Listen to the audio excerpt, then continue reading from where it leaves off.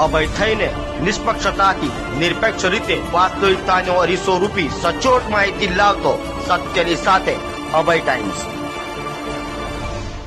સુરતના અમરોલી વિસ્તારમાંથી 21મી ઓગસ્ટે અપહરણ થયેલા 3 વર્ષીય માસૂમ બાળકની લાશ મુંબઈમાં ટ્રેનના ટોયલેટમાંથી મળી આવતા ચકચાર મચી છે। 21મી તારીખે સુરતમાંથી બાળકનું અપહરણ થયા બાદ તેના માસીનો દીકરો જ બાળકને ઉઠાવીને લઈ જતો સીસીટીવીમાં કેદ થયો છે।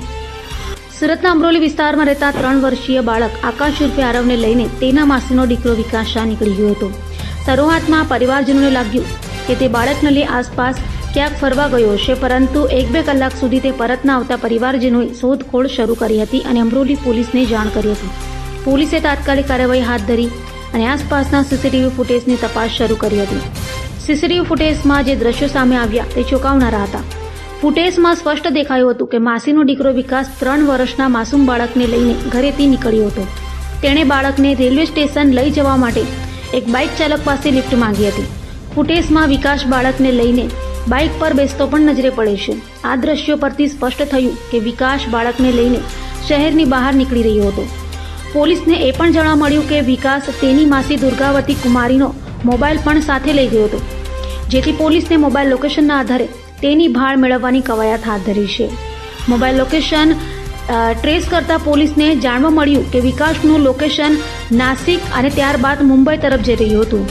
આ દરમિયાન મુંબઈના કુર્લા વિસ્તારમાં આવેલા લોકમાન્ય તિલક ટર્મિનસ પરથી ગોરખપુરથી મુંબઈ આવતી કુશીનગર એક્સપ્રેસ ટ્રેનમાં એક 3 વર્ષના બાળકનો મૃતદેહ મળી આવતા ચકચાર મચી ગઈ। ટ્રેનના એસી કોચના ટોયલેટના ડસ્ટબિનમાંથી આ મૃતદેહ મળી આવ્યો હતો। જીઆરપી અને ક્રાઇમ બ્રાન્ચની ટીમ તાત્કાલિક ઘટના સ્થળે પહોંચી હતી। મૃતદેહની ઓળખ થતાં પોલીસ ચોંકી ઉઠી હતી। તે મૃતદેહ સુરતથી અપહરણ થયેલા 3 વર્ષના આકાશ ઉર્ફે આરવનો હતો। મૃતદેહની સ્થિતિ જોઈને પોલીસ અને મેડિકલ ટીમ પણ ચોંકી ઉઠી હતી। બાળકની હત્યા અત્યંત ક્રૂરતાપૂર્વક કરાઈ હતી, જે દર્શાવે છે કે હત્યારાએ માસૂમ બાળક પર કોઈ જ દયા દાખવી ન હતી।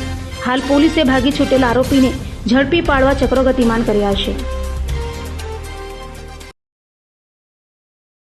અમરોલી પોલીસ સ્ટેશનમાં 22 તારીખે એક અપહરણના ગુનાની ફરિયાદ આપવામાં આવેલી, જેમાં 3 વર્ષના બાળકનું અપહરણ થયા અંગેની એની માતાએ ફરિયાદ આપેલી, જે બાબતે ગુનો દાખલ કરવામાં આવેલો હતો।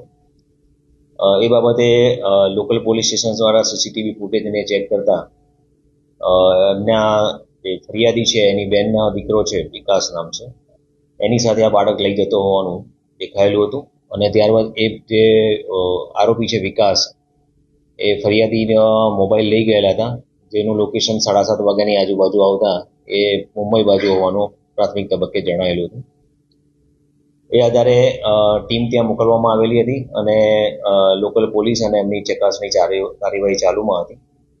અને ત્યારબાદ જે લોકમાન્ય તિલક ટર્મિનલ સ્ટેશન છે મુંબઈમાં, ત્યાં ગાડીમાંથી જે ટોયલેટ હોય છે એમાંથી આ બાળકની ડેડ બોડી મળી આવેલી। પ્રાથમિક તબક્કે જોતા એના ગળે દોરડું બાંધેલું હોય, એવું રસ્તો બાંધ્યો હોય એવું જણાઈ આવેલું હતું। ત્યાં લોકલ પોલીસ દ્વારા પીએમને કરાવવામાં આવેલું હતું અને પીએમની યાદી અને મોકલી આપવામાં આવેલી છે। હાલમાં અત્યારે પીએમમાં જે કોઝ ઓફ ડેથ દર્શાવેલું છે એ આધારે બીએનએસની કલમ 103(1) નો ઉમેરો કરવાની કાર્યવાહી ચાલુમાં છે અને સીસીટીવી ફૂટેજ અને જે બાકી ટેકનિકલ સર્વેલન્સના આધારે આ જે બનાવ છે એમાં એમના ફરિયાદીની બહેનના દીકરો છે વિકાસ, એ એમાં સંડોવાયેલો હોવાનું પ્રાથમિક તબક્કે જણાય છે। એ બાબતે તપાસની કામગીરી ચાલુમાં છે। હાલમાં અત્યારે અમારી પાસે જે 2 એમની લોકેશન હોવાની શક્યતા છે, કે એના ફાધર છે ત્યાં કામ કરે છે નાસિક, તો એક ત્યાં આગળ ટીમ મોકલેલી છે અને એક એનું મૂળ વતન છે ત્યાં પણ સંપર્ક કરેલો છે કે મૂળ વતન બિહાર છે, ત્યાં એ જઈ શકે છે કે કેમ। હાલમાં એમના રિલેટિવ છે, એમને પૂછતા અત્યારે તો એમણે કોઈ વિગત જણાવેલી નથી, પરંતુ આજે એમની ફર્ધર પૂછપરછ કરવામાં આવશે, કારણ કે છેલ્લા 1 વીકથી જ આ લોકો અહીંયા આવેલા છે, તો આ બાબતનું કારણ શું છે એ માહિતી મેળવવાનું ચાલુ કરશે।